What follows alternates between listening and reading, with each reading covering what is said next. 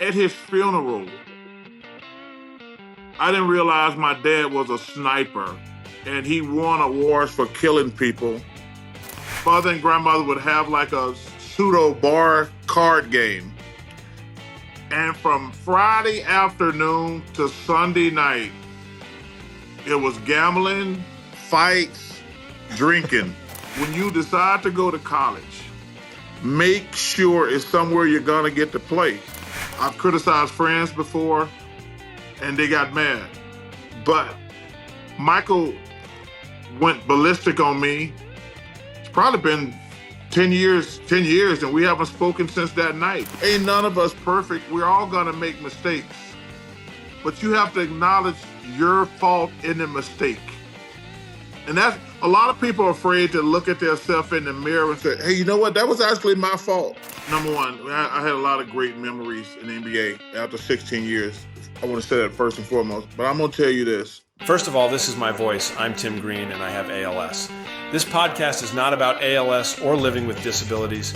I don't want you to feel sorry for me. I don't feel sorry for me. I am a father of 5 with a marriage that's lasted for over 33 years. I am a #1 New York Times best-selling author of 41 books, an NFL first-round pick with an 8-year career. I worked on TV for Fox Sports, Good Morning America, Court TV, and Extra. I've hosted BattleBots, A Current Affair, and Find My Family. And I am also a practicing attorney. In this podcast, we're diving into real-life stories.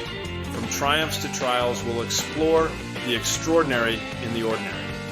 Join me, Tim Green, and my son Troy each week for real conversations, laughter, and insights. Because life is a journey, and everyone's got a story. My voice in today's episode is powered by 11 Labs. Charles Barkley, you need no introduction because everyone knows who you are. But that said, I want to remind our listeners why they know Sir Charles. And it's not just because he's won 4 television Emmys. Charles is regarded as one of the best power forwards in NBA history, not only because of his dominance under the boards, but also his superlative shooting. He was named to the All-NBA team 11 times, MVP of the league in '93, named to both the NBA 50th and 75th anniversary teams, a 2-time Olympic gold medalist, including the '92 Dream Team, an All-American at Auburn University, and led the school to their first ever March Madness appearance. He was the 5th overall pick of the NBA draft in '84, and his jersey number 34 was retired by Auburn University, the Philadelphia 76ers, and the Phoenix Suns. And finally, he is an inductee to the College Basketball Hall of Fame and 2-time inductee into the NBA Hall of Fame, once personally in 2006 and again in 2010 with the Dream Team. I have to thank our mutual friend, Gary Godfrey, your former teammate who is also suffering from ALS. Charles, I know you are a badass, but you are known for your loyalty and never forgetting a friend. Thank you for joining us. Well, Tim, thank you for reading that just how I wrote it down. It sounded perfect. And we don't even know if I put a few lies in there, but it sounded like I've been very impressive. So thank you. Hey, man, I was telling your son, Troy, growing up in Alabama, I became a fan of yours. And it's really cool. You're the reason I'm doing this interview, not Gary Godfrey. But you know what, Tim, man, number one, thank you for having me, you and Troy. You know, Gary is one of the most important people in my life. And Gary made me ready for the NBA when I got there. Gary is a big old dude who is very physical. He beat the hell out of me at practice every day for 3 years. And people ask me, like, well, how was it getting to the NBA your first year, adjusting to the physicality? I said, yo, man, I played against this dude named Gary Godfrey every day. I want to kill him every day because he had zero talent. He worked as hard as anybody I ever played against, and he beat me to death every single day for 3 years. And I didn't realize it at the time how important it would be to me later in my life when I got to the NBA, because the physicality didn't bother me at all. And I love that guy. And I tell you what a good friend is, Tim and Troy. I do a charity golf tournament at Auburn every year, and the money goes to Auburn, and people try to pay a lot of money to play golf with me. So about probably 10 years ago, Gary pays an outrageous sum of money to play golf with me. I'm like, dude, you can play golf with me anytime for free. He said, dude, the money goes to the program. And I said, and this just shows you what type of dude Gary is. He's like, I know I can play golf with you anytime for free, but number one, I want the tax write-off. And secondly, he said, man, it's going to a good cause. And I would be stupid not to mention Carol, because when you're suffering from ALS, man, your family, it changes the whole dynamic of their life. And she has been such an amazing woman. I mean, she's amazing. And we just did the golf tournament about a month ago, and when I was talking about we're raising money for the program, I said, Gary here, he's one of my best friends in the world, but I never say Gary without Carol. So to the women in your life, your kids, man, this thing is so tough to deal with. You have to have amazing family around you, and I applaud your family. I applaud Carol and the nurses who take care of Gary.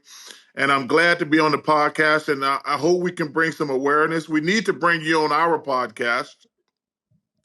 Um, Me and Ernie have a podcast called The Steam Room. People are avoiding us like the plague right now, because we had to suck a gentleman on the week before the election, and that did not go very well. So we're kind of developed, like we're like the Sports Illustrated curse. Everybody who comes on our podcast, it doesn't go well for them. So we love to have you on to bring awareness to ALS. We would love that. Absolutely. We're in. The only thing, Charles, that you didn't put on your resume that my dad had to read out for the $5 was Space Jam. How do you not put Space Jam on there? Come on. Hey, you know, people say, when do you know when it's time to retire? I says, well, there's two reasons I knew it was time to retire. One, when guys who couldn't play a lick was kicking my ass. That was the first red flag. But then, like, when you're younger and you're a stud, people are like, oh, you're like a young kid, like, oh, you're Charles Barkley. But when I started getting a reference, oh, you're the guy from Space Jam. I said, yep, it's time to hang up the sneakers. That was like, oh, are you kidding me? I became the guy from Space Jam, Troy. I said, yep, it's time to pack it in. That's when you knew. Well, I shouldn't have brought it up. Now I know why it was cut from the intro. It doesn't bother me. I mean, it doesn't bother me. I had a good run. I'm still on a good run. I might go hey, listen, I might go my whole life without working. That's been my goal. I'm 61 years in. I've never had a real job. So, Troy, I'm good. You've outkicked your coverage for sure. I've been so lucky and blessed. I'm from a small town in Alabama of a couple thousand people. Mm-hmm. And growing up in the projects, my mom was a maid. My grandmother worked at the butcher factory. And, when you're in the limelight, you're always on the little spinning wheel. But every now and then I get a chance to think back, man, I built my mom a house when I went to the NBA. I just had it remodeled. And I drove by the projects where I grew up. And I think about, I'm not thinking about the NBA when I go to college. I'm thinking about just getting a job. Then I grew from 5'10" to 6'5" in 1 year. And then I go to college for 3 years, and they're like, you might can make it in the NBA. And I'm like, I want to try. And then obviously I had a great career, but every now and then I'll sit back and think about sitting in those projects, and my mom scrubbing people floors every day. And I was just trying to make life better for her and my grandmother and my 3 brothers. And I look at my life today, thank God for television. Television has been a blessing to me. Tim, I know you did some television, and it's like stealing. I mean, I tell people, it's like, wait, y'all gonna pay me to watch basketball? I'm gonna watch you because when you're an old jock, you're gonna watch the games anyway. But when they pay you to watch it, I said, man, I thought my life couldn't get any better than playing stupid basketball for a living. Now I get paid to sit around and watch basketball. It's the greatest life ever. Charles, you grew up in Leeds, Alabama, which is a half hour outside Birmingham. Was it mostly farms or was it more of a bedroom community for Birmingham? Could you please describe it for us? Yeah, I think I got lucky and blessed because when you grow up in a small town, it's some farms, but it's really just like a little community. I because number one, I didn't know I was poor, but also there wasn't a lot of crime. So I always tell kids when you see kids like sometimes your environment matters, and we never have to worry about gangs, never have to worry about violence. So it was a great place to grow up. And my mother, like I said, she was a maid, and my grandmother was worked in a meat factory. So they made sure we had everything we needed. We never felt hungry. I didn't realize until later that we were poor because we had everything we wanted. And when I go back there now, I just say, man, this was a great place for me to grow up. It's not too big. We couldn't get to Birmingham. I mean, we didn't go into the big city, but we had everything we needed. We had a Piggly Wiggly. We had a Dairy Queen. We were good to go. If you can get to Piggly Wiggly and you can get to Dairy Queen like once every couple weeks, you're in heaven. And it was a great place to grow up. I had great friends. I have had great friends. I've been so fortunate, because one thing about my hometown, you go K to 12 together. A lot of these cities are so big, you got like two or three middle schools, two or three high schools. The one thing I love about my hometown, you go K to 12.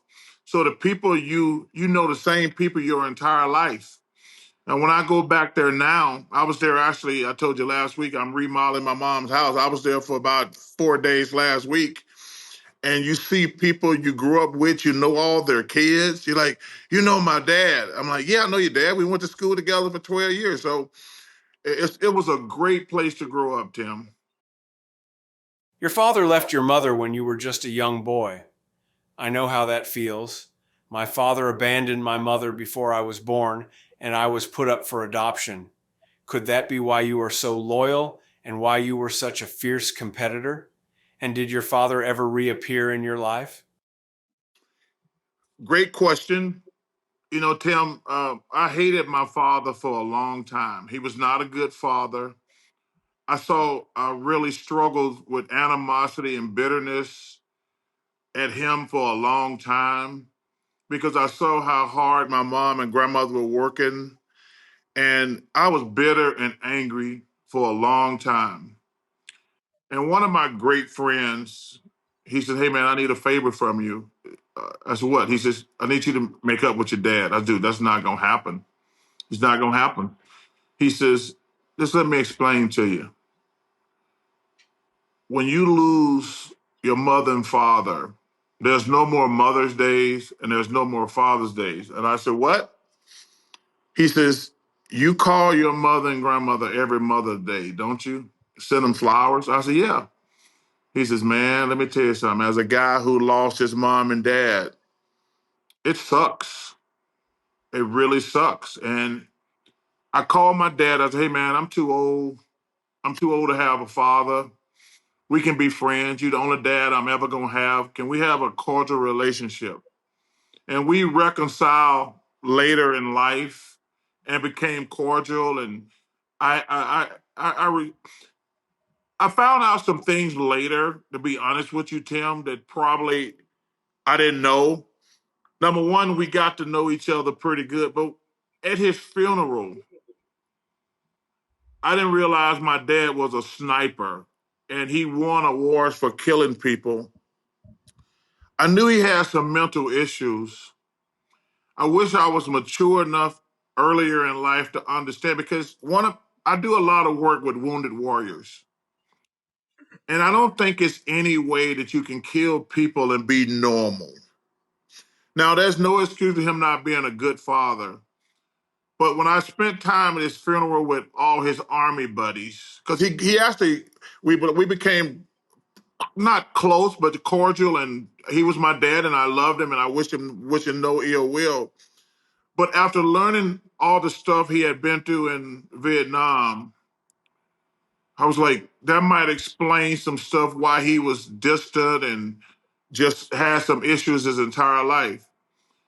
But it took me a while to get over that because the way my mother and grandmother were struggling.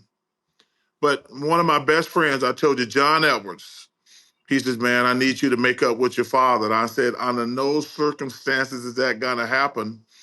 But he gave me the pros and cons, and I like, hey, you know what? Because, you know, Mother's Day and Father's Day, they're not the same once your mom and dad are gone. And so I learned a lot. I learned a lot in that situation.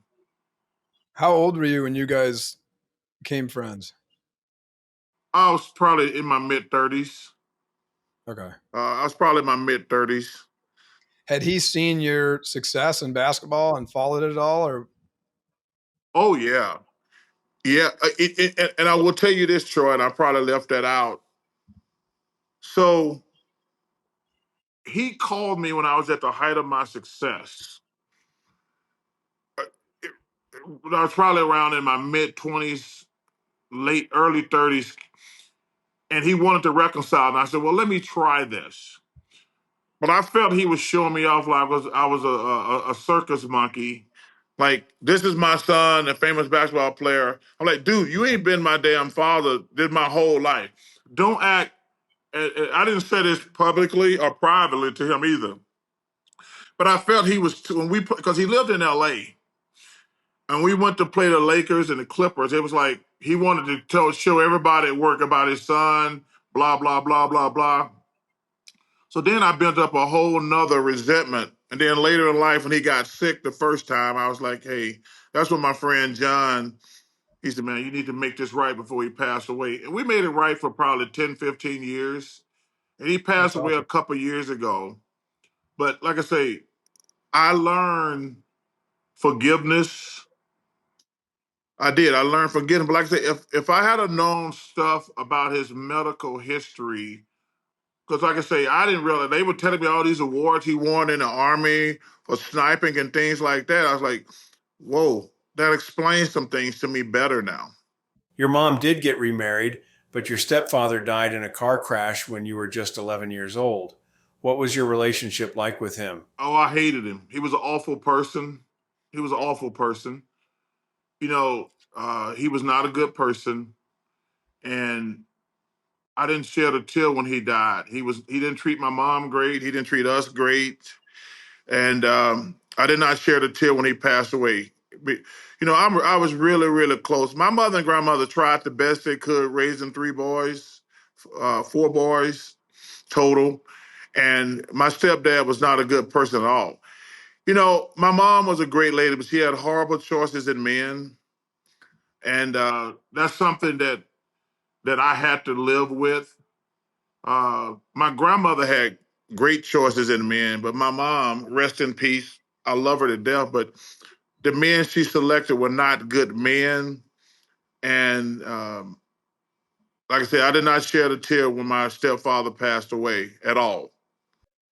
Charles, I know that you were devoted to your mom and grandma because they worked so hard to feed you and your three brothers. How important were they to you? Yeah, you know, my mom, you know, so Tim and Troy, one of the problems I got in my life now, I'm a clean fanatic. Everybody tells you Charles Barkley is the cleanest person in the world. And the reason I'm a clean person is my mom would come home. She'd tell me first thing in the morning, she says, Charles, because I was the oldest. She said, if this house is not spotless when I get home, I'm going to beat you to death. She said, there's no way that I'm going to clean all these other people's houses and come home and clean. So now in my brain, Everything has to be clean all the time. So this started when I was like probably 13 years old, well, maybe probably even earlier when she was a maid. But like I clean all the time. Everything has to be immaculate all the time. And like I say, watching her, I can't imagine what it's like to be a maid to clean people's toilets and scrub their floors and things. I mean, that's like a real job being a maid. I admire anybody who's a maid. But for her to go out and do that, and clearly she probably wasn't making a lot of money. But then my grandmother, I remember my grandmother would go fishing pretty much like 3 days a week to supplement our food supply. She would always bring scraps home from the butcher, from the meat factory.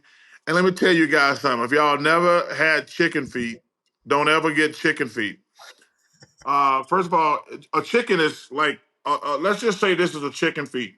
There's only a ball of meat right here. You have to eat about 700 of them to get full. She would bring home like five, a big bag of chicken feet, and we do that like once every couple weeks, and you have to boil those things forever. But there's a little puff of meat that pulls out. You can't eat any part of the chicken finger except this little ball right here. But you'd have to eat, not even exaggerating, 50, 60 to get a full meal. But to see them two ladies busting their hump to take care of me and my brothers, man, I had so much admiration. So, you know, I hadn't planned on being a great basketball player. And then I had my growth spurt from 5'10" to 6'5". And then I wasn't even thinking about the NBA. Like, I'm going to go to college and get a good job. I want to make life better for these two ladies. But to answer your question, my mother and grandmother are just incredible. They were incredible. Rest in peace, both of them. But, you know, I'm a big movie buff. I go, because when I was playing, it's hard to go out when you're in the limelight. There's not a lot you can do. But I used to always go to the movies, and I'd set it up where you go early. I always go with all the old people, like in the morning. And I love sayings from movies. And there's this one movie. There's a bunch of movies that use this thing like being a parent. And James Earl Jones is in this Broadway play, and they made it into a movie. He asked his son, like, "Why don't you like me?" He says, "Like you? I put food on your table. You stay in my house for free. I protect you. That's my job. My job ain't to like you." It's a great thing about being a parent. Like my mom and grandma didn't have a lot, but they did their job making sure I never felt hungry. I never felt hungry in my life. I'll tell you a funny story. When I first started getting good at basketball, they scraped together to get me a pair of great shoes to play in, a pair of Nike shoes. But they had to last me the whole season. So my mother and grandma, they pooled their money and bought me a great pair of Nikes, but I could only wear them during the game. They would bring them to the game and then come knock on the locker room door after the game and take the sneakers. You know how humiliating and embarrassing that is for a 17-year-old kid? But that's how amazing my mother and grandmother were. To like, Charles, you only get one pair of shoes. These things got to last you the whole season. They scrapped their money together, but they bought them to the game, and they came and knocked on that locker room door because I wasn't gonna go home with them. I was gonna go out with my teammates, or say like, or we're gonna get on the bus and go somewhere. And they're like, no, these shoes got to last you the rest of the season. So that's how great my mother and grandmother were. I've got a great. You said your mom would threaten to beat you guys to death if you didn't clean up. My dad, there's this really funny story with me and my siblings. We were all playing in his office, and there's toys all over the floor, Charles. I mean, it looked like someone just whatever. It looked like someone just dumped the bucket of toys, which we probably did. And we would use. He never cared about like all his trophies, like All-American trophies and all these things. Like we would use them. I would use them like action figures. I would be slamming those things into each other, breaking them all the time. And so we're in his office and we have toys. Me and my siblings, there's toys everywhere. My dad comes in. He was just on the road, wherever he's working his tail off. He comes home and there's just stuff everywhere. He's like, listen, I'm going to come back here in exactly whatever it was, 3 minutes with a garbage bag, and any toys on the floor are going in the trash. And so 3 minutes later, he comes back, and what's on the floor? Only his stuff. We picked up our toys, but the stuff of his that we used, we left it on the floor. Hey, I love that. Hey, listen, man. You know what's crazy about my mother and grandmother? They got all this crap. Because I don't believe in keeping trophies myself. I got my MVP. I got my MVP trophy, and I think I 10 10,000, 20,000 points, 10,000. I got like three things that I accomplished. My mother and grandmother, they were both hoarders. They got that crap everywhere in their house.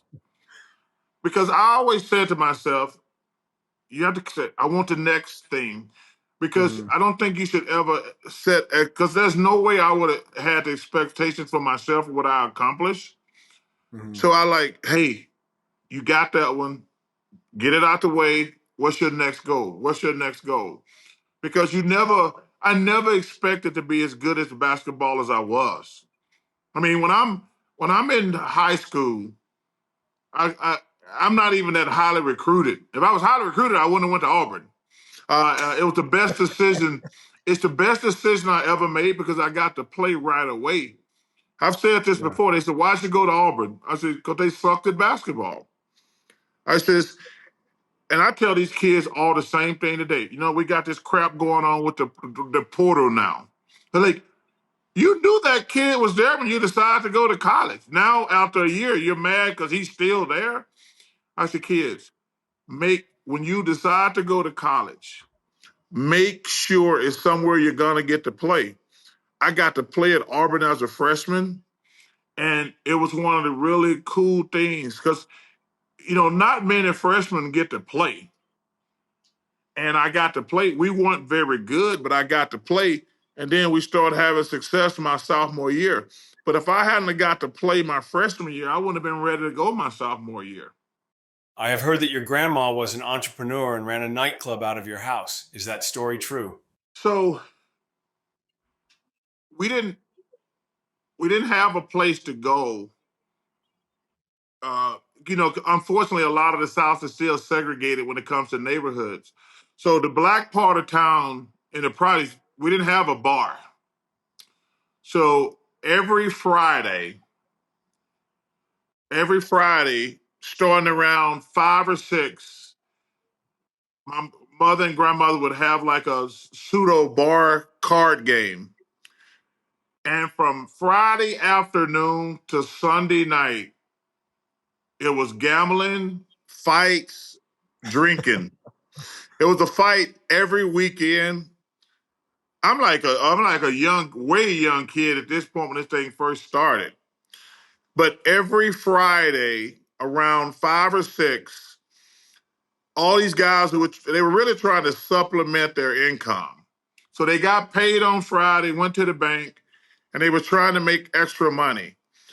And me and my grandmother we were kind of like pseudo bartenders. I would have to run and get beer every time somebody needed a beer. Uh, she would make shots for the guys, but every weekend, Tim, once somebody lost their money, it was going to be a drunken fight. Um, it was crazy. I thought it was normal. I didn't realize how I became other people don't have pseudo bars, nightclubs in their house on the weekend.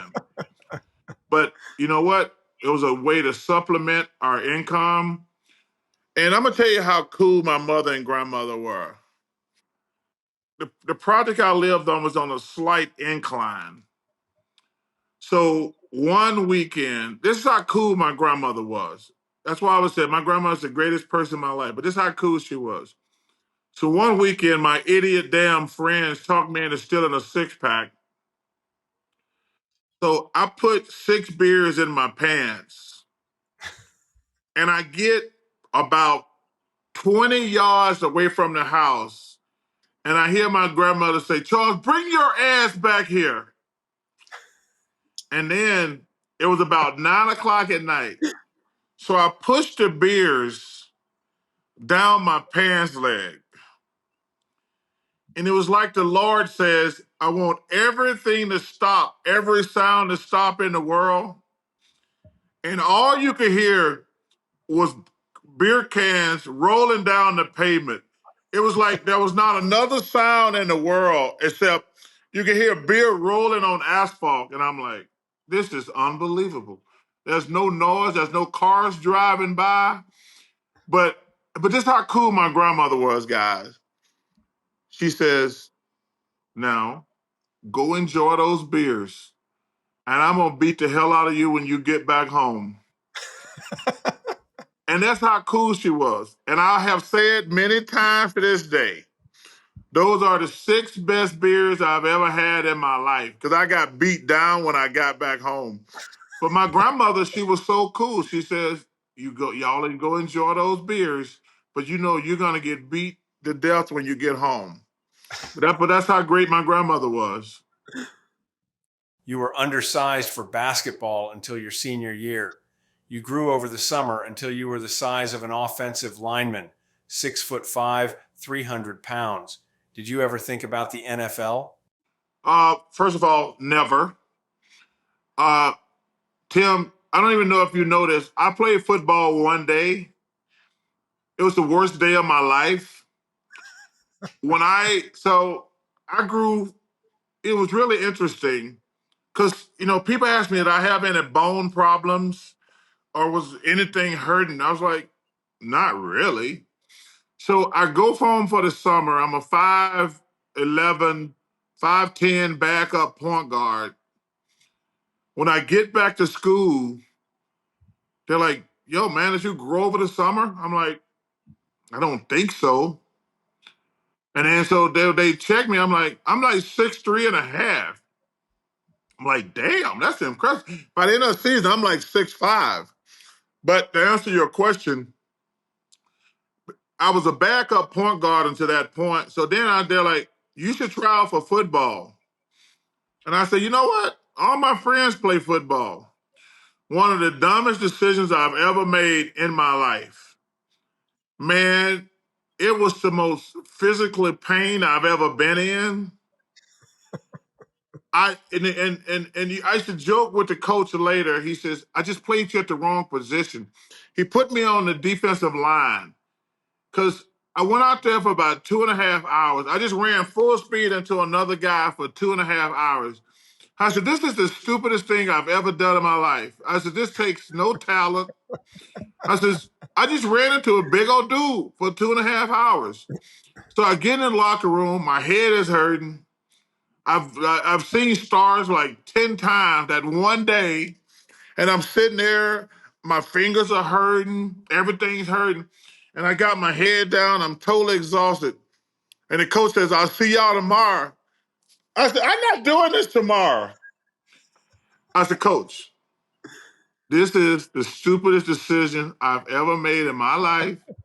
I want to thank you for giving me the opportunity, but I don't see, this is not for me. And that's the only day I played football in my life. Now Pat Dye did try to engage me in college as a coach. I played football one day of my life. It was one of the worst days of my life. It's stupid.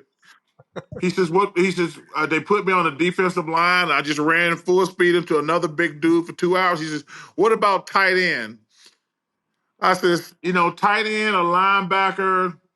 I says, but no, let me try this let me try this basketball thing first. And that's actually a true story. I says, if I don't have success as a freshman, I might consider trying football again. But I had good success as a freshman. But let me tell you something, man. That football is for grown men. Football is a real sport. It's for grown men. I heard your school played against Bo Jackson in high school.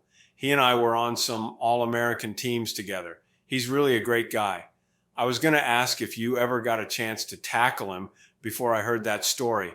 I did when we played the Raiders in the Coliseum. I can tell you firsthand that it was not fun. Yeah, no, so I quit before they played both.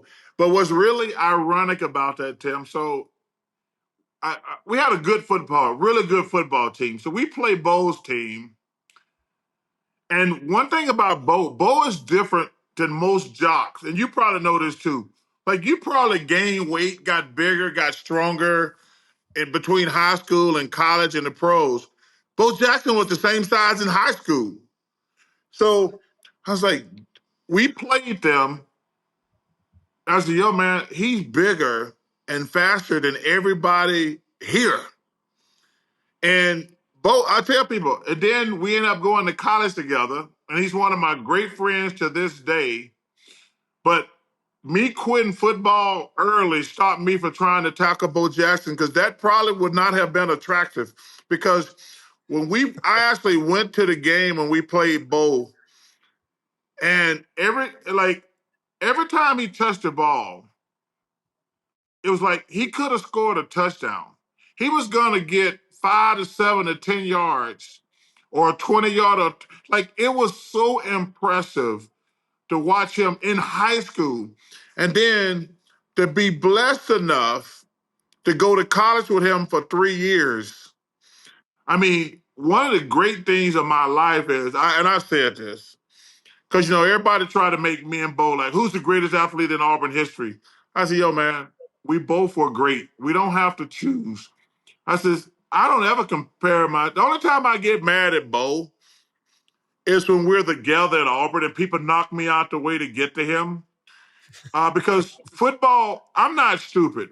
Auburn is football. Alabama is football. Georgia is football.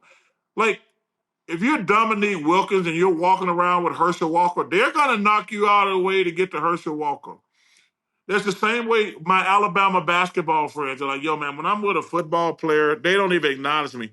Listen, I love Bo. He's one of my great friends. But when me and Bo are walking down in Auburn, people are knocking me out the way to get to Bo Jackson. That doesn't bother me. I'm not sensitive. I can check my ego at the door. I know 100% Auburn's a football school, and I've said this before. One of the great highlights of my college life was going to see Bo Jackson every Saturday. I used to love it. It's actually pretty amazing. I didn't even think about it until right now. But, one of the best basketball and football players at the same, ever at the same time, at the same school, same kind of hometown, not same hometown, but nearby each other. It's kind of amazing. Well, Troy, there's another one. So there's a 30 for 30. It's got we all three of us guys were at Auburn together. Me, Bo, and Frank Thomas. I didn't know that. And it's a really great documentary ESPN put out a while back. Uh, uh, Chuck, Bo, and the Big Hurt. I think that's the name of it. But it's really cool because it just showed us in college and to have three guys who were so lucky and blessed and really good at sports to be in college together. Now, Frank was the dummy because he played football first, but then he quit like I did.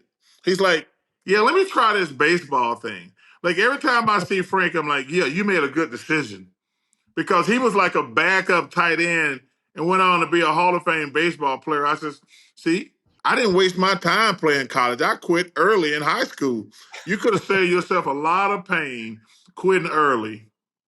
I know that you had some trouble academically in your senior year of high school. Do you tell that story now when you speak to kids? 100%. You know, so Troy, I didn't. First of all, it was devastating. That's another reason my dad was an asshole too, guys. My dad, so so my high school had never gotten to the state tournament. And I was like, it's two things that I'm really proud of. Number one, Auburn had never made March Madness. And when I got to Auburn my first year, we lost a game and I was crying. And them guys said to me, yo, man, why are you crying? I said, we lost. I said, dude, I lost like 3 games in high school. And every time we lost, it was devastating. We cried. It was brutal. And then the guy says, dude, we never win here. We never win here. I said, what? He said, we never win here. I called a team meeting the next day. I said, guys, let me tell you something. This shit's gonna stop right now. We might not win, but we're gonna compete. Or I'm gonna kick y'all ass every day. We're gonna compete. I said, I will fight y'all every single day. Losing sucks. So we got better. My sophomore year, we got a lot better. We almost made it to the NIT. In my junior year, we made it to March Madness. And I consider that one of the proudest moments of my life. But to get back to high school, so my high school, we were great at sports. We made it football. We were a powerhouse. We always made it to the tournament. Basketball, we always had good teams. They would always get upset. So my goal in life was to get us to the tournament. So my junior year, we got there, but we got beat by a better team. So my senior year, I was on a mission. We're going to win the state championship. Then I get hurt and we lose. I was in a funk. I laid in bed, I'm not gonna lie, for like a week. I was so distraught because I wanted to bring that recognition to my high school. So I have no idea why I was taking Spanish. I have zero idea to this day why a black man in Alabama was taking Spanish in 1981. I have no idea why. Um, so I caught up in all my other classes except Spanish, and then I didn't graduate. I talked about this on the 60 Minutes thing. I was devastated that I never got to march. So when I was doing the 60-minute piece that aired last year, I took the guy, he says, let's go with where you stood that night. So I stood next door on on the on the baseball stadium on the top shelf level, and I watched all my friends graduate. We only had like a little over 100 and something. It took like a couple hours, but I cried the entire time. And it was brutal. And my dad had flown in from California. Instead of him embracing me because I was traumatized, he just yelled at me. But he flew all the way from California. That was my first night. Like, I'm done with you, dude. I'm done with you. So I cried for 2 hours. And then, to be honest with you, I became a real jerk, a real asshole, Troy and Tim. So I go to summer school. I get to college. I'm a total jerk. I'm playing basketball angry. I'm hating my dad even more when I'm playing basketball. I'm trying to stick it to him. I'm trying to stick it to Miss Gomez for flunking me for Spanish. I'm trying to stick it to every person who laughed at me when I didn't graduate. And I was just a mean, angry dude on the basketball court. And then one night, um, I had a spin incident in New Jersey, and I got in trouble, rightfully so. And I was sitting in that hotel room crying. And I was like, yo, man, what is wrong with you? What is your problem? Why are you mad at Miss Gomez? You flunked Spanish. Why are you mad at her? Why are you mad at your dad? Your dad's a jerk. Why are you carrying that baggage around? You know, those kids are 16, 17. They do dumb stuff. They made fun of you because you didn't graduate. You didn't get to throw your hat in the air and jump up and down. And then, because we were playing it, I forget where we were playing. So I got suspended. I forget where we were playing. I was sitting in that hotel because you can't go to the game when you're suspended. I was sitting in that hotel room and I was like, yo, man, why don't you just play basketball because you're good at it? It's not Miss Gomez's fault. It's not your dad's fault. It's not those other idiots you grew up with. They made fun of you because when you're young and stupid, you make fun of people's flaws because you're young and stupid. But that was actually the turning point in my life because I was sitting in that room crying like a baby because number one, when you do something stupid publicly, you're an idiot, and everybody's making fun. And then you give people the right to give their opinion on you, but also you let your teammates down. But that actually turned into that was my come to Jesus moment about, yo, man, just play basketball because you're good at it. And from that point on, I just stop being a jerk, play hard, play aggressive, forget about Miss Gomez. And I had to apologize to Miss Gomez, like, hey, I've been angry at you all these years or some stupid I did. So that was a really good turning point. And that, so Tim, that answer your point. I tell kids, man, ain't none of us perfect. We're all gonna make mistakes, but you have to acknowledge your fault in the mistake.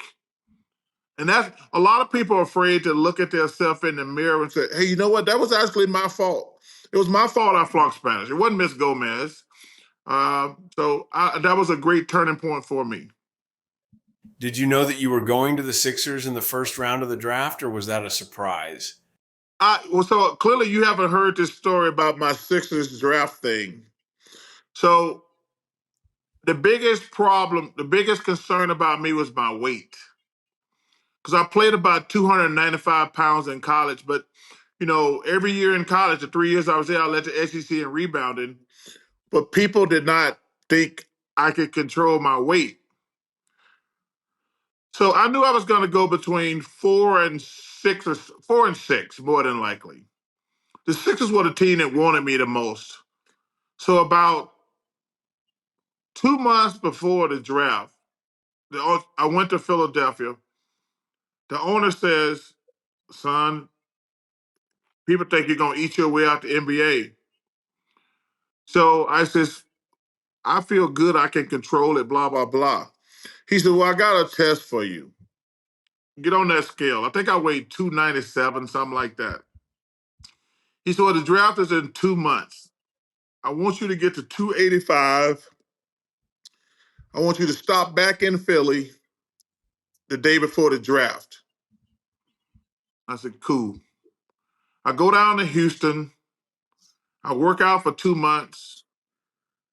I'm about 280, actually. I was going to be impressive. And my agent says, you do know if the Sixers draft you, you're going to have to sign for $75,000. I said, what? Because, back then they had a hard salary cap. And if you had a hard salary cap, you had to sign a 1-year deal for $75,000. I'm like, dude, I didn't leave college for $75,000. He like, the rules are the rules. I said, what can we do? He says, well, we got about 3 or 4 days before we got to start back in Philly. What do you think if we gain some weight? I says, whatever we got to do, let's do it. Tim and Troy, we went to breakfast at Denny's. I got the Grand Slam. We went to a lunch place. I was down in Texas. I got a bunch of barbecue. We went out and got a big steak and everything. We did that for 3 days. We stop in Philly. I get on the scale. I weigh 298.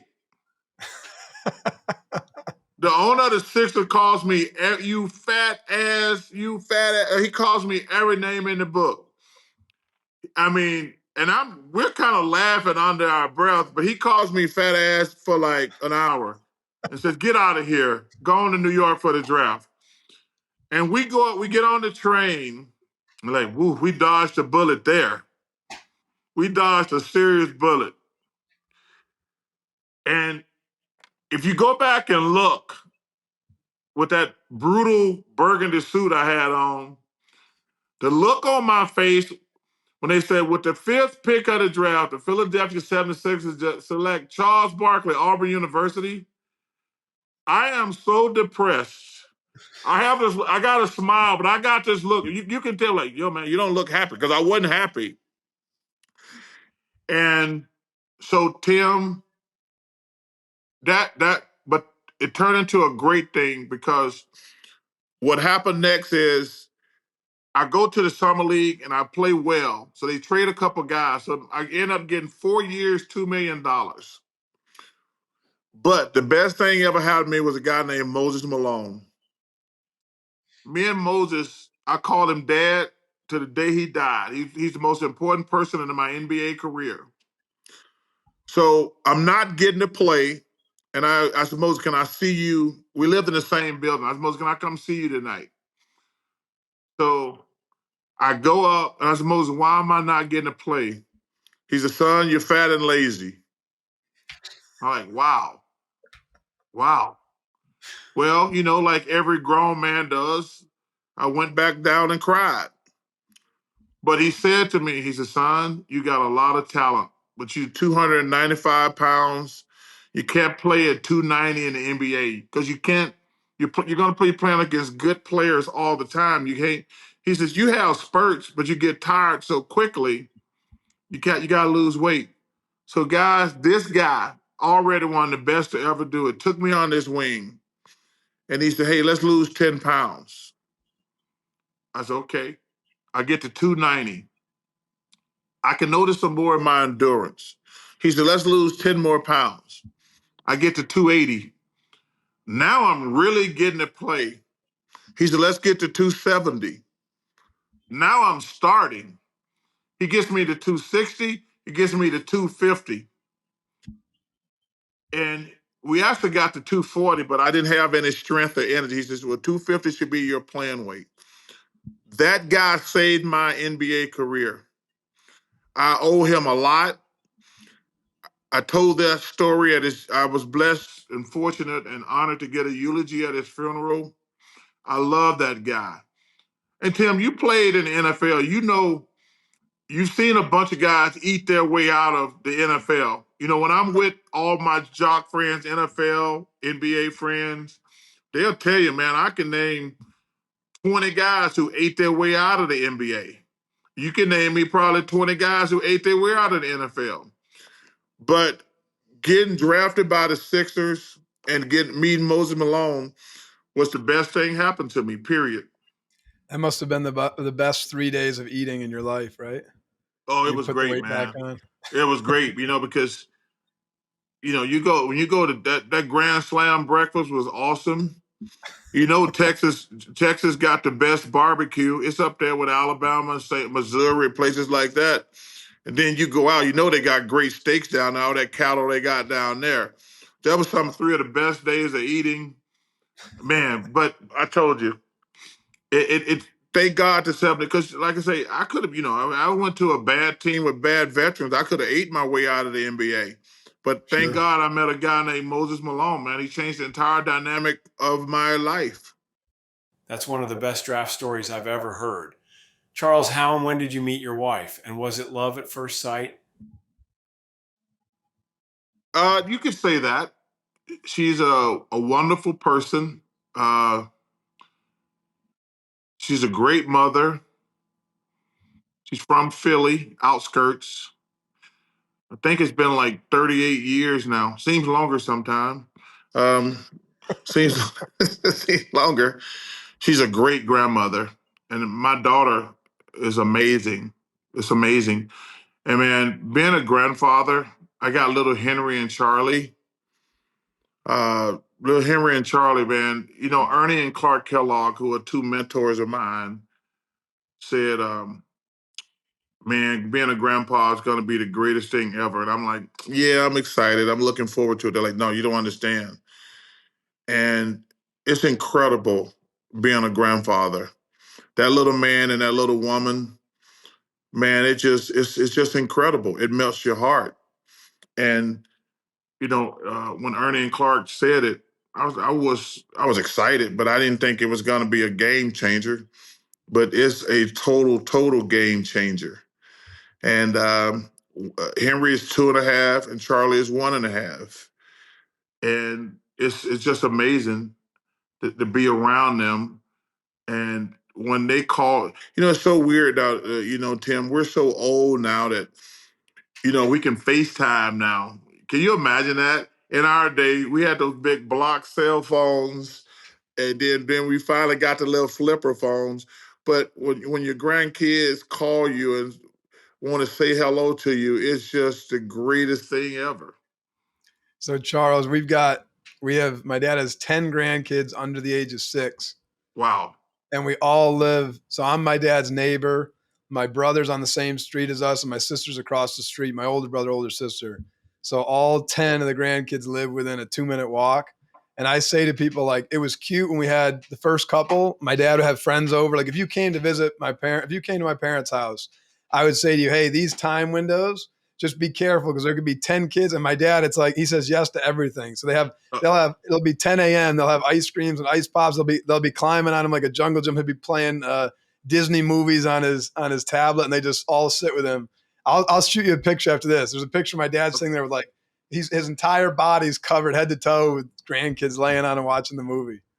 Yeah, it's amazing. My grandson Henry. You have to send me some pictures of your grandkids. Being a grandpa is really the best. I'll send them to you. Yeah. I'll send them to you. What's crazy is my grandson Henry has to go on a golf cart ride every day after school. He's like, Big Pop, why you have 3 golf carts? I said, well, I did some charity stuff and they gave me golf carts. He says, so now, as soon as he gets out of school, he's like, I'm going to Big Papa's house to ride the golf cart. He loves getting on that golf cart every single day. He's hilarious. And man, I obviously I travel every week to do my TV stuff. And he'll like, yo, Big Pop, when are you coming back? I said, I'm trying to make some money. It's gonna cost a zillion dollars.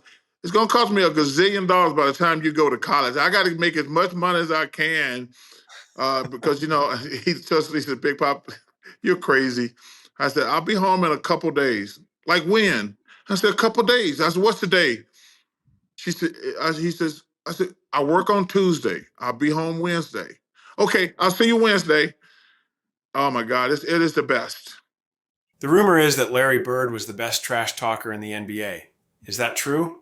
He's in the conversation with Michael, Reggie Miller, Gary Payton. Larry was, man, first of all, thank God for Magic Johnson and Larry Bird. They're the guys who made the NBA what it is today. We owe those guys a great deal of gratitude, But Larry, Reggie Miller, Michael Jordan, Gary Payton, those are probably the 4 biggest trash talkers that I played against. It was fun though, man, because the best thing about sports is competition. The best thing about sports is competition. You look at another man and say, hey, because I love sports. I'm a sports junkie. I love it. I love at the end of every playoff series how those hockey players like get together in the line and shake hands because, I was watching NFL last night. You should always have respect for the people who do the same thing you do for a living because y'all only a small group of people know exactly what it takes. There's a very small group of people know what it takes to play in the NBA. There's a small group of people who know what it takes to be in the NFL. And when y'all go out there and when we go out there and try to kill each other, at the end of the day, it should be like, hey, you know what? Let's shake hands. You are a better man today. You were a better team today. But you should always have respect for each other. When they always talk about, anyone talks about trash talking, I always say there's a big difference between being the loudest one and being the person who had the best. Like some people can just cut so deep when you're playing. Who was out of those? Who got you the worst? Larry Bird. One day, Larry Bird is talking to me. He said, Charles, I need to talk to you. Y'all are being disrespectful to me. I'm like, Larry, I would never let any of my players be disrespectful to you.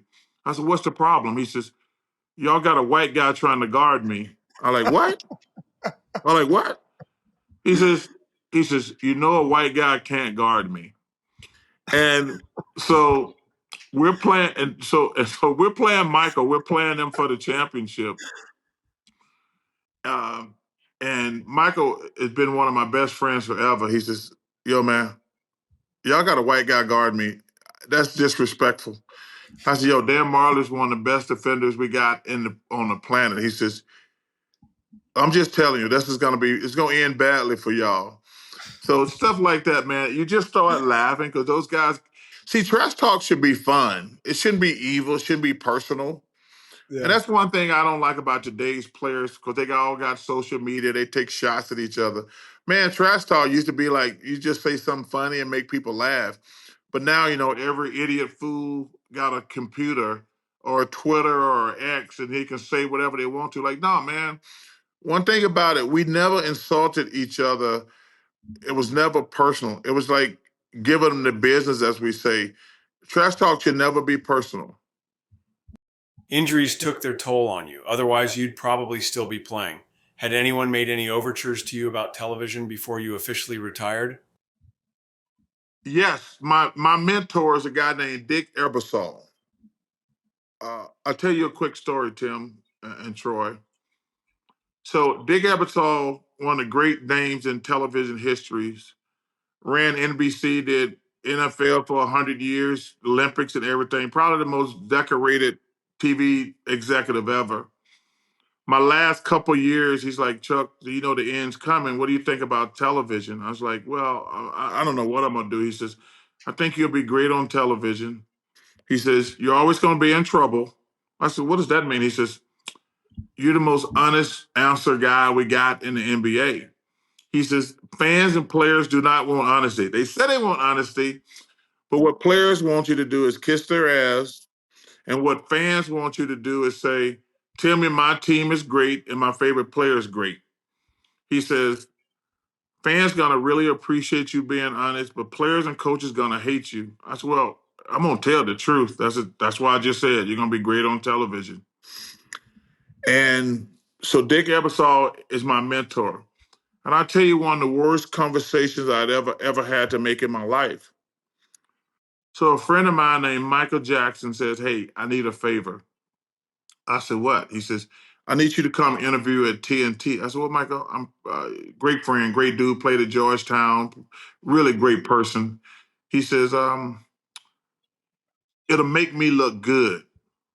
I said, if I get Charles Barkley, because everybody was trying to get me at that point. My career was done. And I said, you know what?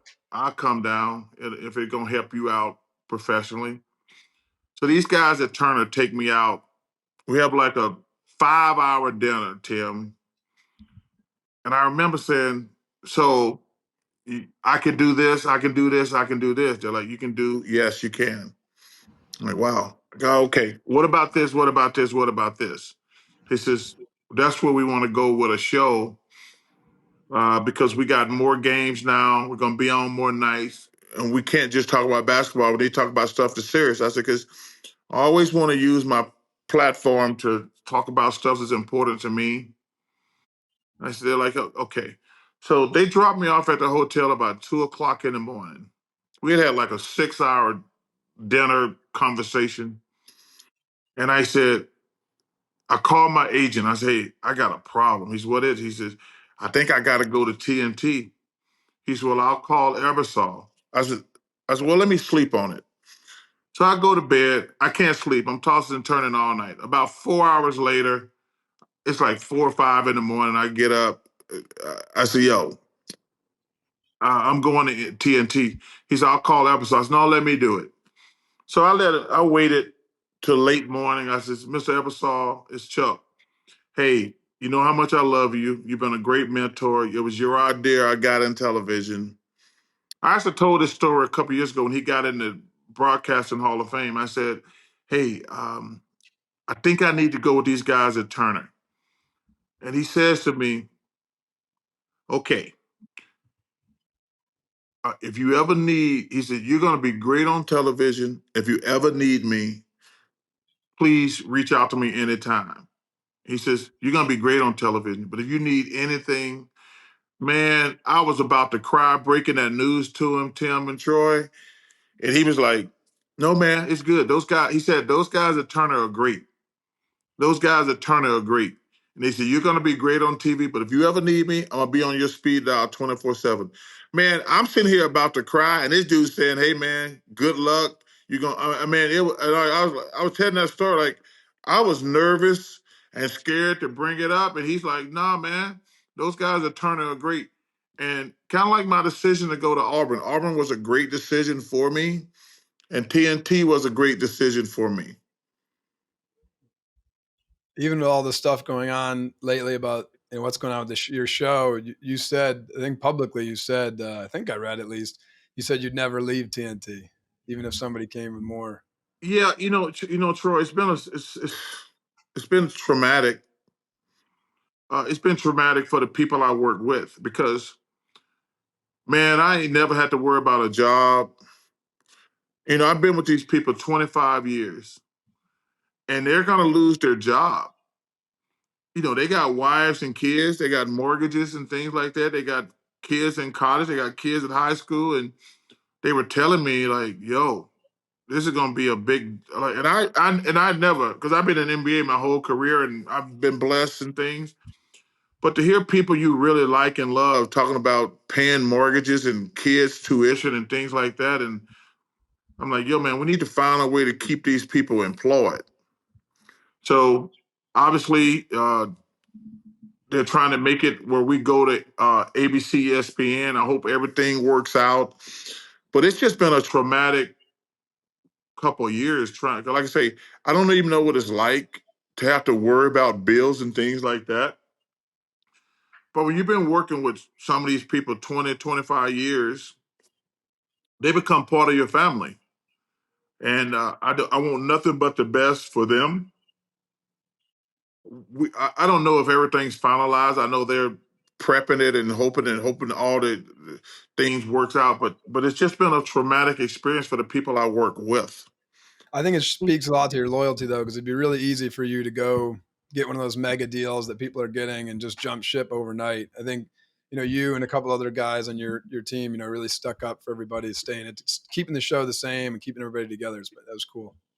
Yeah, I mean, like, there's, I don't even know how old you are, but if you've been friends with people for 25 years, you know that, like, I'll give you an example.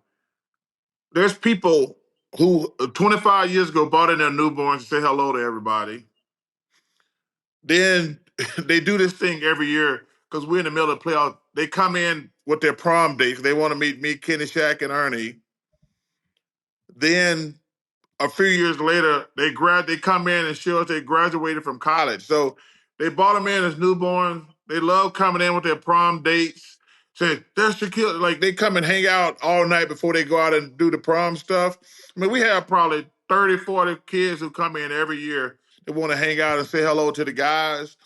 And then, like, a few years later, they come in, they want to show us they graduated from college and everything like that. So, man, it is so. If you got a friend who you saw when they had kids, you saw their kids when they graduated college, they're like really good friends of yours. Yeah. So I know all these people after 25 years, and I was really concerned about their livelihood. I'm joking, but I'm serious. They'd be like, man, I got a mortgage. And I was saying to myself, what the hell is a mortgage? And they're like, and I was joking, but I was serious. Like, I never had to worry about my mortgage. Sure. And I can't imagine with a wife and kids if you have to worry about college tuition or in a mortgage. That's like real stuff. So I felt for those people, and hopefully we can keep them employed. Your mentor was right. You're in your element on that set with Kenny, Shaq, and Ernie. You're like a gator in the swamp. You unapologetically speak your mind. Do you run what you're going to say by anyone? If so, has that person ever said, that's too much, Chuck? Great question. And Tim, you know this, live television is different than any other thing. Have I crossed the line a couple times? Probably yes. Have they said something to me? Yes. But I don't even mind that because this is live television. Like, anybody can go and rehearse or tape something and clean it up and man, live sports is a beautiful thing. I love it.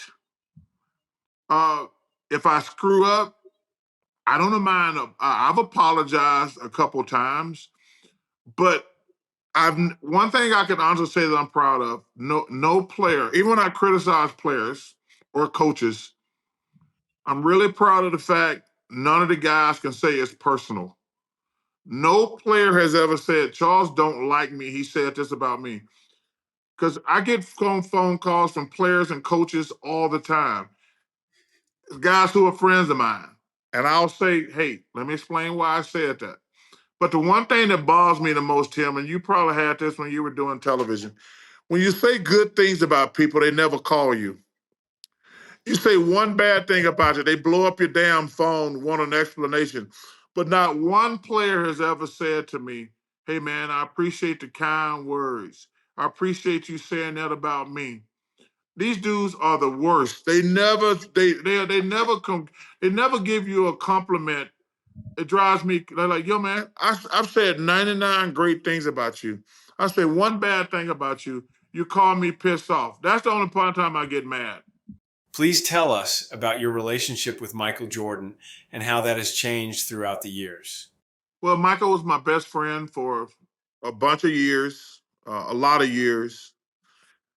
He's always been there for me. He's great at giving me great financial advice. He's a great businessman.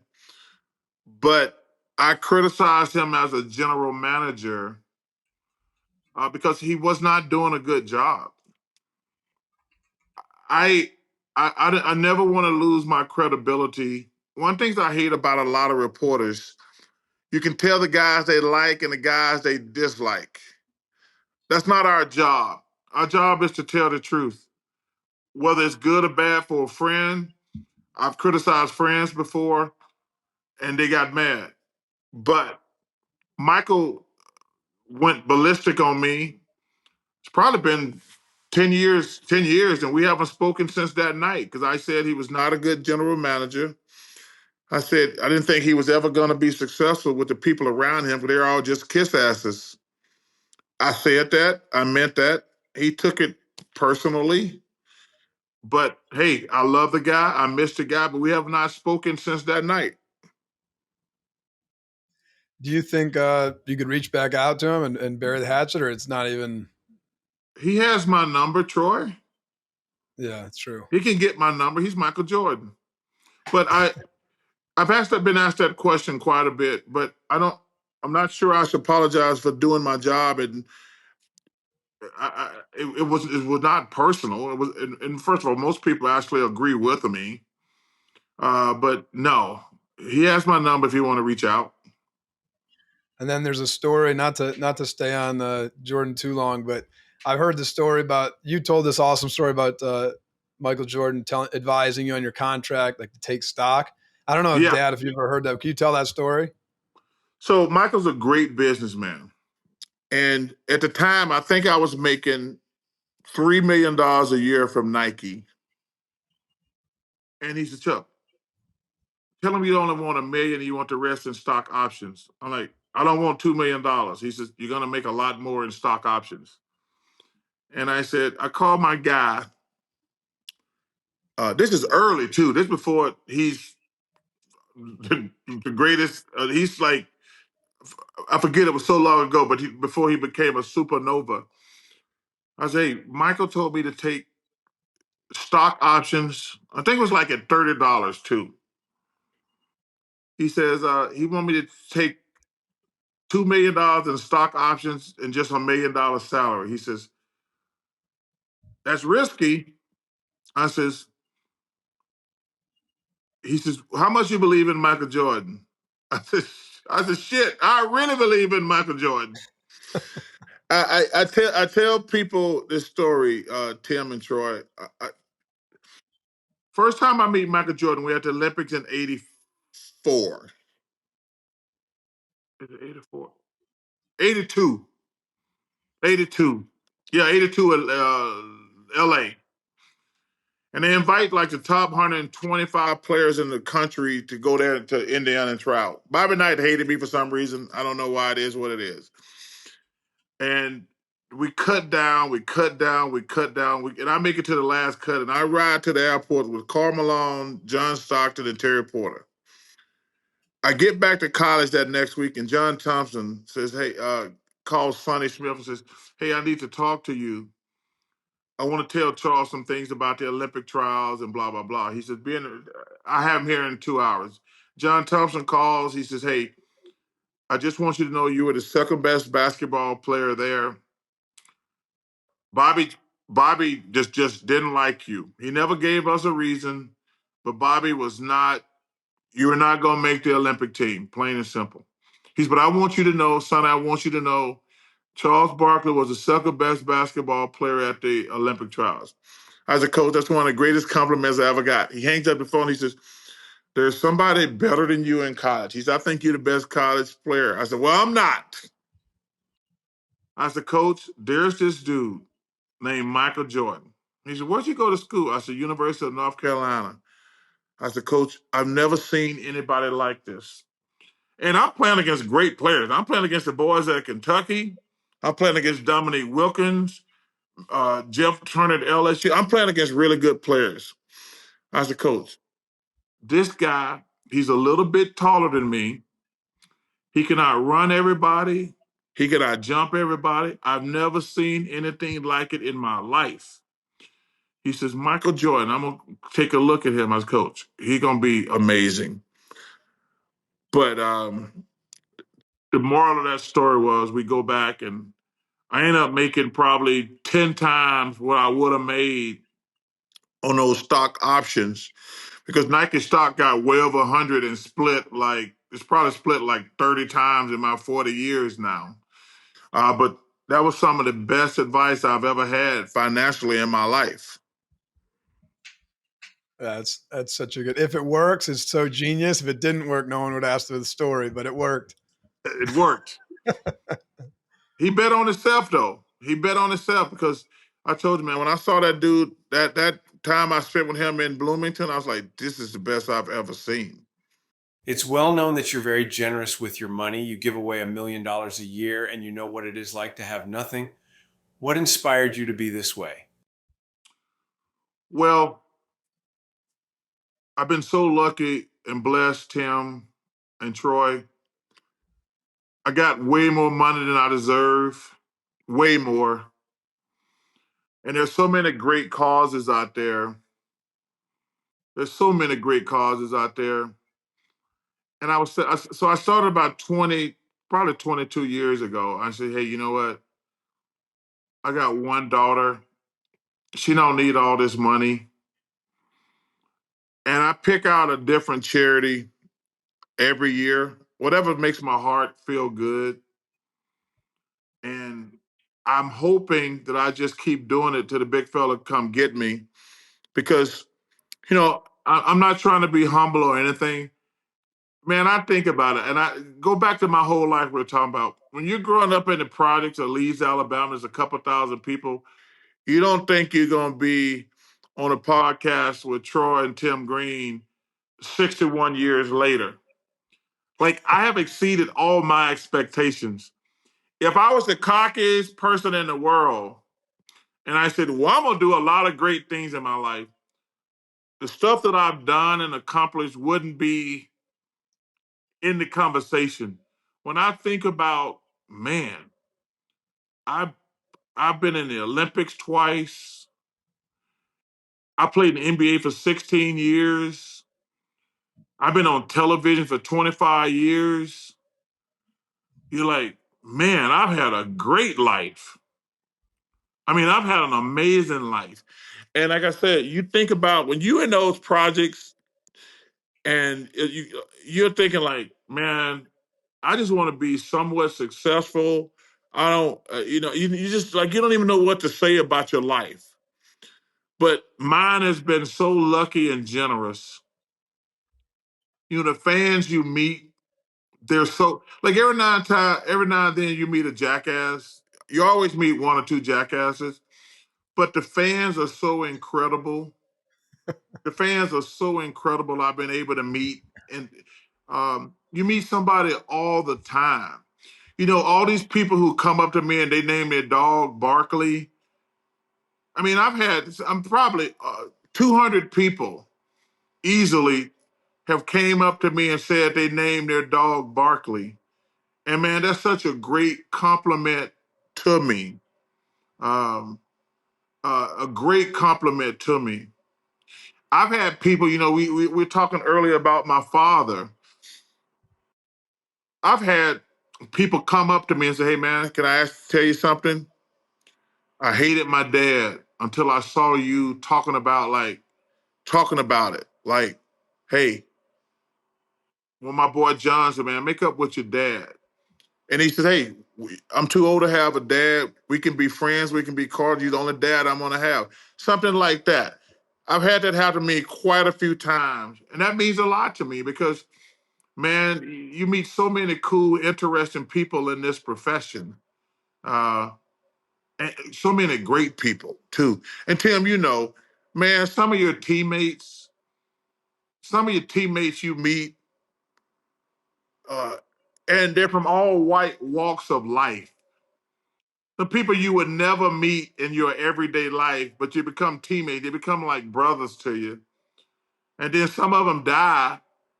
I had a great teammate named Derek Smith, one of my favorite people in the world, who died. It was tough because he was great. You didn't obviously I told you about Moses. When I gave a eulogy at Moses' funeral, man, it meant a lot to me because he was such a wonderful person, had such a huge influence on my life. But the people you meet on this journey, it's gonna like I say, every day for me now is gravy. I always say it's only sad when young people die, and I truly believe that. No, I had one of my brothers died when he was really young, and one of them died when he was like 40. I'm 61. I've had 61 like incredible years, and every day I'm here now is like gravy. You know, um, so I'm just lucky, man. That's the reason I try to give that money away. I do have to save some for my daughter and my two grandkids, but the rest is going away. You've been an outspoken critic of Christian hypocrisy. Are you a Christian yourself? Did you grow up going to church? The reason I am curious is that I have always identified as a Christian, but I wasn't as dedicated as I should have been until I was diagnosed. You are spot on when you said, "Love your neighbor as yourself." Those were Jesus' words, second only to, "Judge not, lest ye be judged." Yeah, that's the one that annoys me the most. We're so judgmental as people. Man, I got nothing against anybody. Uh, I try to, as far as religion, I think that's an individual choice. Because there's so many different religions. My son-in-law is Jewish, and I'm trying to learn more about the Jewish culture. So to answer your question, man, I try not to judge other people. I've been a very outspoken critic of supporting my gay friends because they're under siege now. I support the transgender community. I don't think they should play against women in sports. I want to make that perfectly clear. Supporting the gay community and the transgender community does not mean I think they should play against women. I want to make that perfectly clear. I've said that a lot on my podcast. I really support the gay community. I wish them nothing but the best. I feel the same way about the transgender community. I wish them nothing but the best.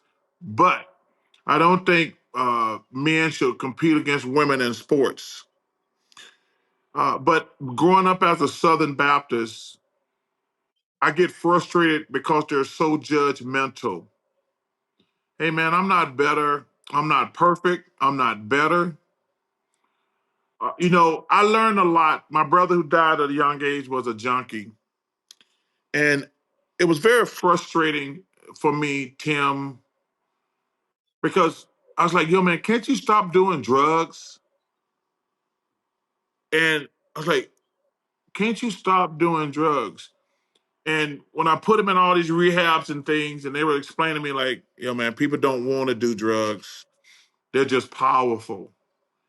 And that was a reckoning for me. Like, you know what? All druggies don't want to be druggies. And like I said, we all make mistakes. I don't try to judge other people. I'm not perfect. I'm not even close to perfect. I just want what I want people to do when I die. I don't want them to be saying, "I'm glad he's gone." That's the only thing. That's what I tell people about life. That's the one thing I tell people about life. And everybody, because like sometimes when you go to funerals, you be saying to yourself, "Is that the same person that I knew?" Because everybody have to get up there and lie and say what a great person everybody was, and they're lying. They're just lying.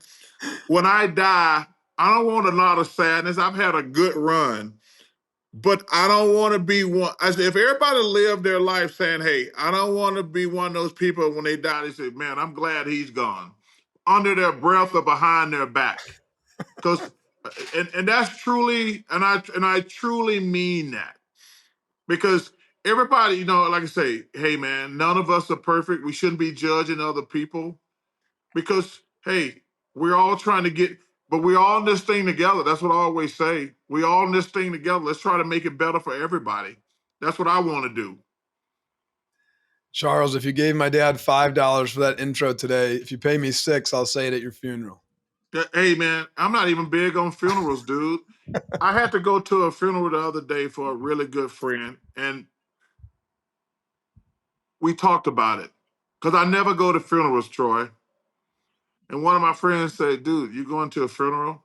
I said, "Yeah, I got to go." He says, "He must have been a really good dude."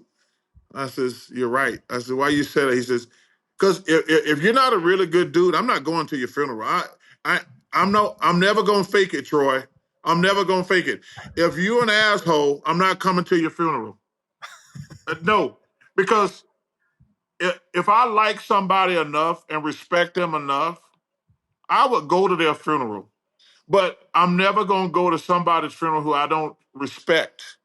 And like with my friend, he's one of my Armenian brothers named George Andrigan. I went to his funeral the other day. And one of my boys said, he's dude, he must have been a good dude. Dude, he was the best. But the thing is, I'm not worried about death.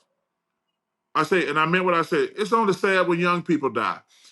If you haven't accomplished anything at 61, Muhammad Ali, one of my heroes, said, if you're the same person at 50 you were at 30, you wasted 20 years of your life. You should have done some good stuff by 61. You should have made a difference in some people's lives. And I feel good about that. And I've been so lucky and blessed. I hate to be redundant saying that. Dude, I've exceeded all my expectations. You're a known gambler. How much do you figure you have lost over the years? I want you to know that I ask this with no judgment. A lot. I love to gamble. I love it. I'm in my prime right now, Tim. Football season is the greatest. Like, I'm like a little kid crying every day when football's over. Nothing can mess up my Saturday and Sunday right now. I am in heaven right now. I count the days till football season starts. Like, I very seldom leave my house on Saturday and Sunday because football is my favorite sport. I love pro and college football. I do. I very seldom leave my house on the weekend. Um, but I've lost a lot, millions and millions and millions. But I love it. It's fun. It's exciting. Um, but I don't know the exact amount, but it's way up there in the millions. It would be it'd be too much work to try to find out how much I've won and lost. But it's way up there in the millions. Who are your teams you like to watch for college and pros? Well, Auburn's my favorite team. Sure. I'm an Eagles fan. I root for the Arizona Cardinals. Growing up, we all had to root for the Falcons. So, because in Alabama, That's what we are. It was Braves and Falcons because we don't have pro teams in Alabama. So we adopted the Braves and the Falcons. And I tell you, but as I was telling you earlier there's some about football that I love because it take a grown man to play football. You can cheat in basketball, you can cheat in all the other sports, maybe not hockey, but you can't cheat in football. If you step on a football field, it's well, the only other sport is boxing. Boxing's like that. I admire football and boxers because they're the two sports where you can get hurt bad every time you do it. That's why they're my two. I'm not. They're my two favorite sports by far because I admire anybody who got the courage to go on a football field or in a boxing ring because every day that you're out there, something bad can happen. Now that you met my dad, we got to convince you to come back to the Falcons fanhood. We need you. Well, I'm a Philadelphia Eagle fan now and Arizona because I live in Arizona, but I get the hell out of here during the summer and go to Philadelphia. But the Eagles are my favorite team, but I root for the Cardinals because I live in Arizona. You were making fun of Shaq and said that he never uses the products he endorses. So I have to ask, is that your voice on those Subway ads? And do you actually eat all those kinds of sandwiches? Well, number one, it's physically impossible for Shaq to use every product that he endorses, okay? The guy's got 50 commercials. There's not enough hours in the day for him to use all those products. Secondly, that is my voice on the Subway commercials. I lied to my friends for 2 years just to jerk them around. They're like, yo, man, the dude sounds like you on the Subway commercial. I'm like, man, that's not me. And finally, I told him I was just jerking him around. It was hilarious. I said, dude, we've asked you 100 times that you on the Subway commercial. I said, dude, I can't joke with you. I can't mess with you. So yes, I actually like Subway. I actually love Subway. I eat there probably at least once a week. I get the same sandwich every time, Tim. I get the Italian, a toasted Italian. I love Italian hoagies. I do. I think I've gotten a turkey one time in 6 or 7 years. But no, I always get the Italian, but that is definitely my voice on the Subway. The Italian BMT. He's doing his whatever, something medical. So I'm going to tell you a story quick. So my dad, so we live outside of Syracuse, New York. And so Shaq had I don't know if he just stopped playing. I was young. And somebody called my dad because Newhouse School is like a big broadcasting school here. And they called my dad because we're local. And my dad was doing TV stuff. And they said, hey, Shaquille O'Neal wants to do, he's thinking about getting into broadcasting. He wants to know if he can come there. I don't know how it ended up, but they had my dad. And then you remember Greg Paulus? He played basketball at Duke. Oh, yeah. So then he went to Syracuse to play for a year. So they set up this mock interview. He played quarterback, didn't he? That's right. Yeah. Yeah.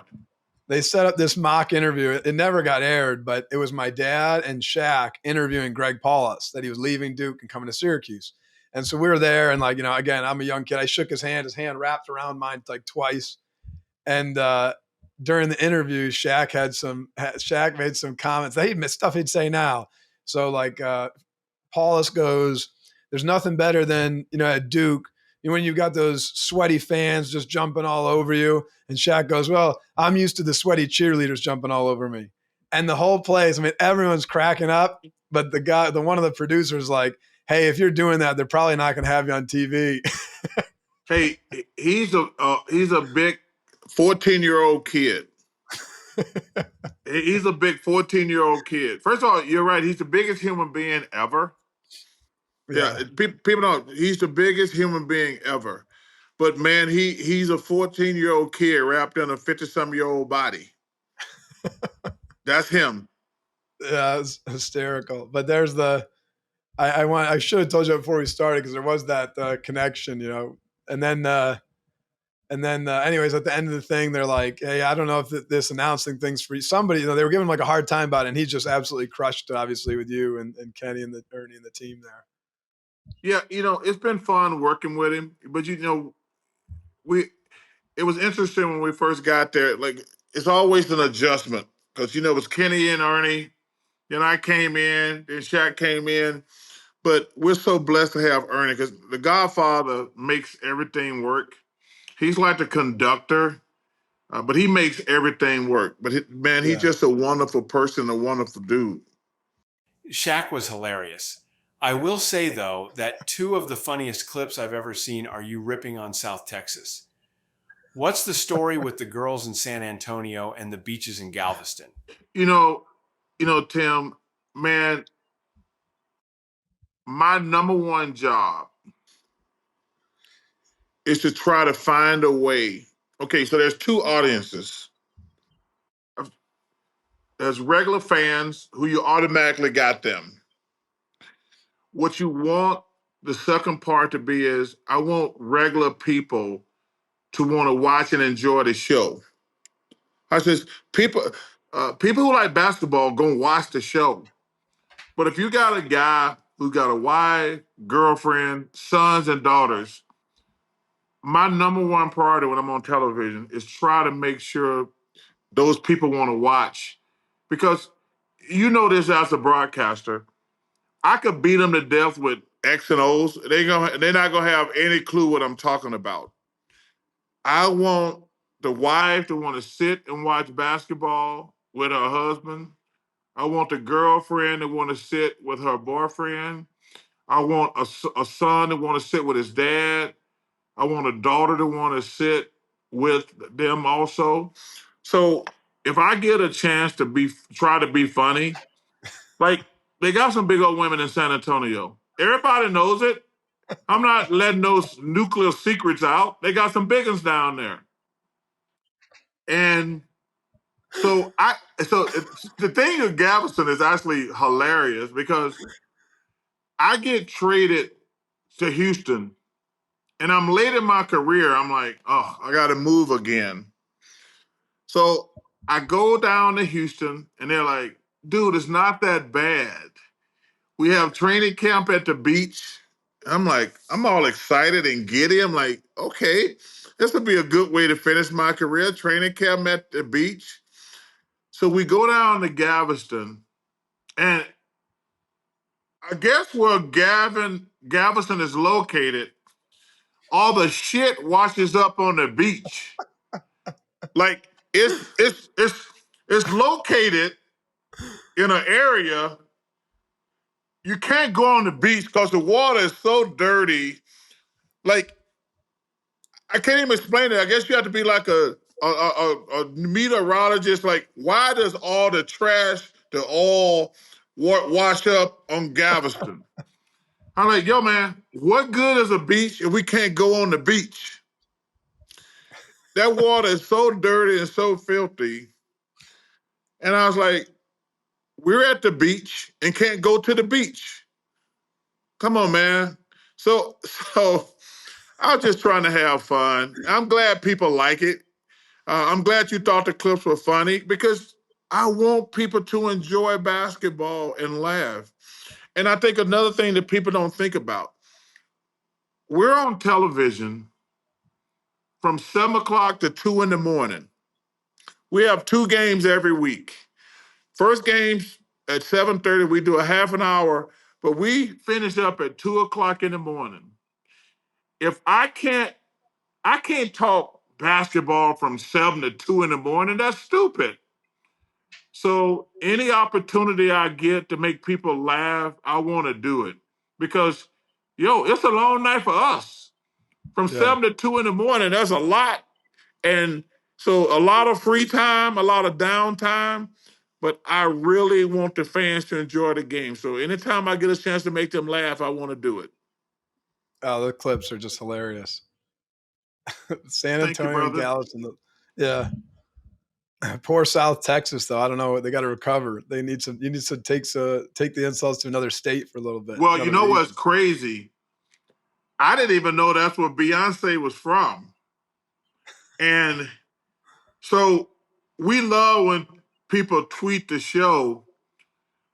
So Jay-Z tweets, and that's what make it fun. Like, I bet against Patrick Mahomes 3 games in a row in the playoffs last year. I thought they would lose at Buffalo.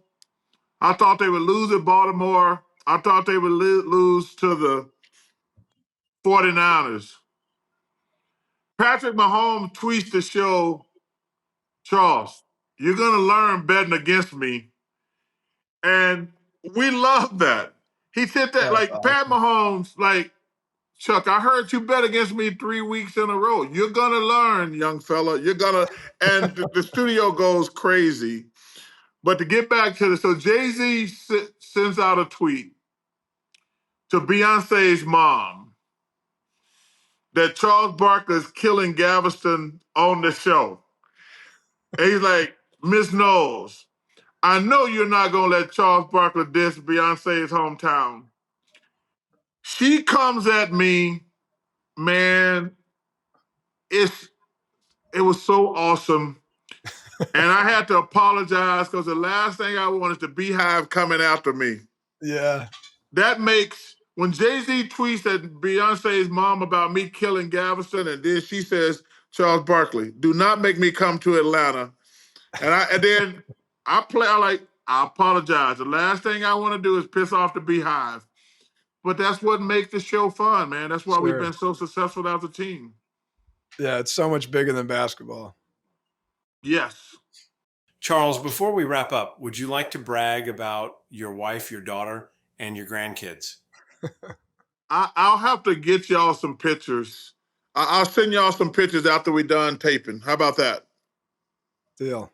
But I appreciate, man. I'm so lucky. But hey, being that grandparent, you said y'all got 10. Number one, that's a lot of diapers. What's the youngest and what's the oldest? The youngest is I have a 2-month-old. Wow. And then the oldest, my older sister has a son who's about to be 6. Oh my God. Yeah. Y'all right in the middle of the diaper stage. Oh yeah, there's diapers everywhere. Oh my God. That's a lot of diapers. I should have taken stock options in diapers instead of buying so many damn diapers. Yeah, we're going through the potty stage right now, which is like crazy. Little Henry's learning potty stage right now. He gets the M&M for peeing and 2 M&Ms for pooping. We're doing the exact same. I have a 2-year-old, basically 2-year-old is doing the exact same thing. He runs out of the bathroom. Goes, M&M. Yeah. Oh my God. And he's so full of shit. He'll go and sit there sometimes like, maybe if you give me the M&M, it'll help me. He's like a little con man. He's like, Big Papa, if you give me an M&M, I think it'll speed up the process. I'm like, no. After. But it's amazing how smart they are. Charles, you have a question I had. Did you have a favorite like moment or game or in the NBA, something that if somebody asked you about your career, the first thing you think about? Number one, I had a lot of great memories in the NBA after 16 years. I want to say that first and foremost. But I'm going to tell you this. The Olympics, man, I've said this many times. The Olympics are the greatest sport event in the world. If you say that you like sports, if you're any type of fan of any sport, go to the Olympics one time in your life. It's the most incredible experience. And let me tell you something. When they playing that national anthem, out of all the stuff I've done in my life, when they're playing the national anthem, there's nothing like it. When you're on that podium and they're playing the national anthem, your heart is like, you're like, wow. So I've had an incredible moments in the NBA, but if you're gonna ask me about one thing, 2 things really. The 2 times I played in the Olympics, and when they're playing your national anthem, it's the coolest thing you ever gonna experience. That's awesome. Now on to our final word segment, where we ask our guests a few rapid fire questions. What was the happiest moment in your life? Building my mom and grandmother a house. What is the biggest adversity you've faced? My personal screw ups. Um, when I flunked Spanish in high school, I got a DUI one time. Anytime you mess up publicly, it's traumatic for you. It's traumatic because you give away your power and everybody gets to crap on you on all the TV shows and radio shows. And that's always traumatic. But I had to learn, man, hey, none of us are perfect. We all gonna make mistakes. What are you most excited about? Watching my grandkids grow up. That that that that's that that's the thing I think about. I'm so excited for that next part of my life. Next one. What advice would you give your younger self? Give yourself grace. Every kid thinks every mistake is the end of the world. You're gonna make mistakes. Ain't no perfect people out here. There's nobody out here perfect. When you make a mistake, two things. I say, because there's always good and bad. When bad stuff happen, you acknowledge it, then keep going. But this is one that's really more important. When good stuff happen, you acknowledge that, then you keep going. Both of them can paralyze you if you're not careful. Like sometimes when bad stuff happens, people never get over it. Sometimes when good stuff happens, you kind of stunt your growth. There's a great saying. There's only about 6 inches between a pat on the back and a kick in the ass. It's, think about it. And I heard that's a really good point right there. Don't take either one of them too serious. That's awesome. My dad's written a lot of books. We ask this one too. Do you have any book recommendations for the listeners or for us? Well, there's a book I wrote called I May Be Wrong, But I Doubt It with my great friend Mike Wilbon. It's really good. I take my books very serious because they take a lot out of me because I want to bare my soul. But it's one where Mike Wilbon's been a great friend. Uh, he's been a great friend and mentor. Uh, it's called I Might Be Wrong, But I Doubt It. It's pretty good. Um, man, I think it's important because your dad. I want to. You got any more questions before I make a statement? The name of our podcast is Nothing Left Unsaid. Do you have anything you want to say? Yeah, I admire your dad and Gary Godfrey, Auburn teammate. Gary annoys the hell out of me. I love that guy so much, but I hate him so much at the same time because he has the best attitude. I haven't spent a lot of time around your dad, but him willing to open himself up shows me what kind of person he is. Because this is an awful, awkward situation, but him doing this, I think, number one, it brings awareness. It brings great awareness that's needed. And it takes tremendous courage. And Gary, I'm around him quite a bit, and he's always in a good mood. And I always want to punch him in his face because he's always in such a good mood. And he makes, like, sometimes I'll be sitting by myself and I'll be mad because my cable is not working, or I was supposed to play golf and it's raining. And then I'd be mad. And then Gary will send me a text about making today your best day. And I'm like, man, I was mad about cable like an hour ago. I was mad. I was supposed to play golf this weekend and it rained. And then you say, when you meet people like Tim and Gary, you're like, man, those, because to be open and honest when things are not perfect takes a lot.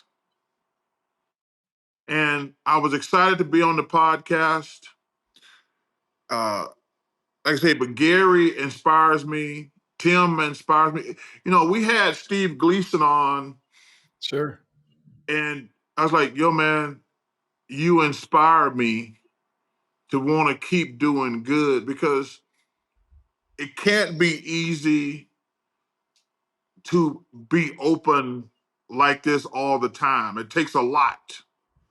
Yeah. Because, you know, I see how much Gary goes through when I'm with him.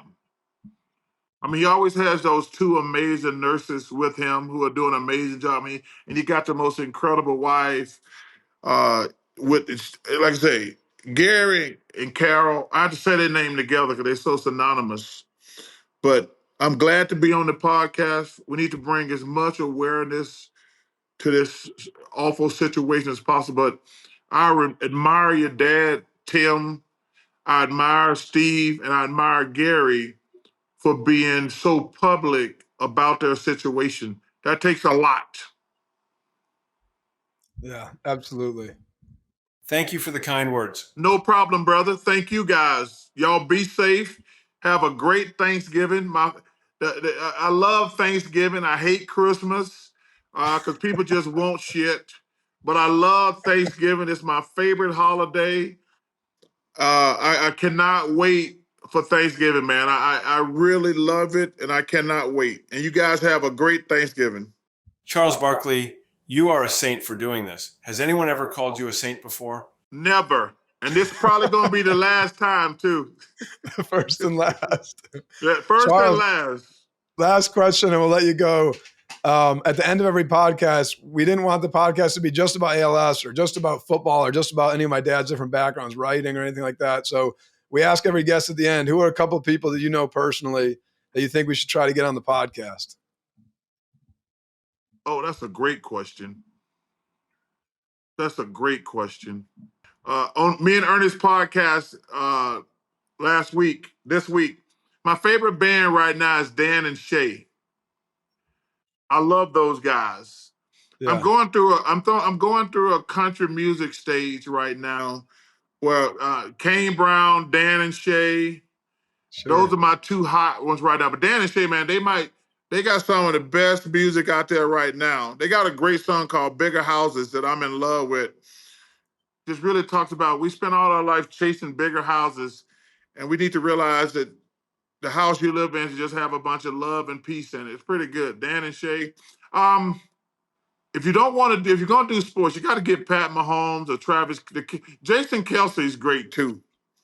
The Kelsey brothers would be a great, and first of all, that'd be a great place for y'all, because you know they probably have the #1 podcast right now. That'll bring some great awareness to y'all situation if y'all can get the Kelsey brothers on there. And you know, since your dad played in the NFL, that might be a great get too. Yeah, Yeah, because those are two of the nicest guys you're ever gonna meet. Travis and Jason. They're two of the nicest guys you're ever gonna meet. yeah, that's a great one. Yes. Tell Shaq we're calling in a return favor for me helping him interview Greg Paulus all those years ago. Hey, that'll be a good one too. Charles, thanks so much for doing the podcast. I really appreciate it and helping spread, awareness for ALS with Gary, my dad, and everybody else out there. It's really awesome. Thank you. I really appreciate it. No problem, guys. Y'all be safe. Have a great Thanksgiving. If you enjoyed today's episode, consider supporting the podcast for free by subscribing on your favorite podcast platform, leaving a review, and sharing it with your friends. Your support means the world to us. This episode of Nothing Left Unsaid is brought to you by 11 Labs. Their groundbreaking technology makes a huge difference, and we're grateful for their support. To learn more, visit 11labs.io. A substantial portion of our sponsorship proceeds go to tackleals.com, funding cutting-edge ALS research. If you'd like to join the fight and contribute, visit tackleals.com. Thank you for listening, and we'll see you next time on Nothing Left Unsaid.